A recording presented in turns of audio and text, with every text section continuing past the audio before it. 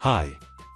Today, we will see how to disable an input inside an indicator that is created via Pine script in TradingView.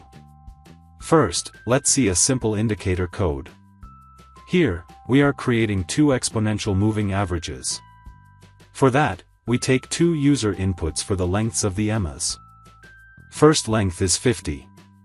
And the second length is 100. We calculate the EMAs accordingly and plot them on the chart. 50 EMA is green in color. And 100 EMA is red in color. Okay. Let's add this indicator to the chart and check. This is the output. Let's see the input panel. We can see the two length inputs. Now, what I want is that the second length input should be disabled. The user can see the input, but he cannot modify it on his own. Let's see how to do that. To disable the second length input, we have to write active is equal to false in this line of the code. Okay.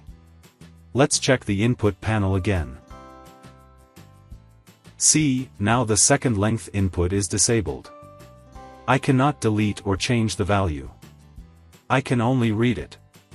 This disabled feature can be used in other input functions as well. For example, see here, I have created a text area. I have written some text inside it. But the text area is disabled. The user can read the data written in it, but they cannot modify the data. So that's it. That's how you can disable an input in an indicator, in TradingView Pine script. Thanks for watching.